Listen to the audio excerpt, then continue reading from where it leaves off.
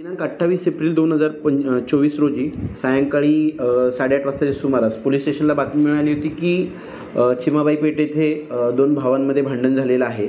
त्यावरून आमचे day officer जे आहेत ते घटनास्थळी त्यांनी जाऊन भेट दिली।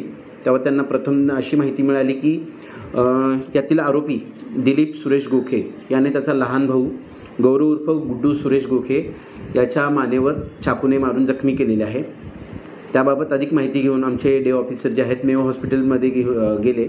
सदर ठिकाणी जखमीवर उपचार साठी त्याला दाखल केलेलं होतं, परंतु उपचारापूर्वी गौरव उर्फ गुड्डू हा मयत झाल्याबाबतच्या डॉक्टरांनी कळवलं होतं। सदर प्रकरणी यातील मयत व आरोपी यांची आई कांताबाई सुरेश गोखे यांच्या तक्रारीवरून पोलीस स्टेशनला 302 प्रमाणे गुन्हा दाखल झालेला आहे।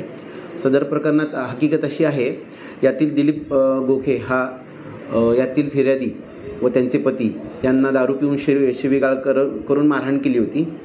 सदरचा प्रकार हा जेव्हा यातील मयत गौरव हा घरी आल्यावर त्याच्या आईने त्याला सांगितली, त्यावेळेस मयत गौरव याने आरोपी दिलीप याला समजावून सांगत असताना की बाबा तू आईवडिलांना का मारहाण करतो, शिवीगाळ का करतो, तेव्हा यातील आरोपीने मयत गुड्डू याला तू मध्ये पडू नको, मी तुम्हा सर्वांना मारून टाकेन अशी धमकी दिली होती। व तो सदर घरात ते एका ठिकाणी राहतात।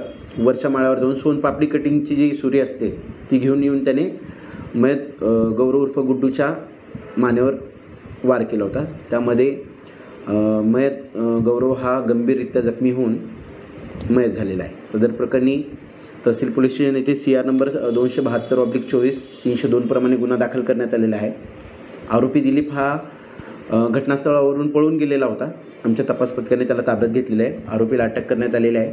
आरोपीला आज रोजी माननीय न्यायालयात हजर करून गुन्ह्याचा पुढील तपास सुरू आहे। यातील आरोपी व फिर्यादी यांचं काही पूर्वीचा गुन्हे अभिलेख नाही आहे। दोघेही सोनपापडी कारखान्यामध्ये काम करतात। यांचं पूर्वीचं काही क्राईम रेकॉर्ड नाही आहे।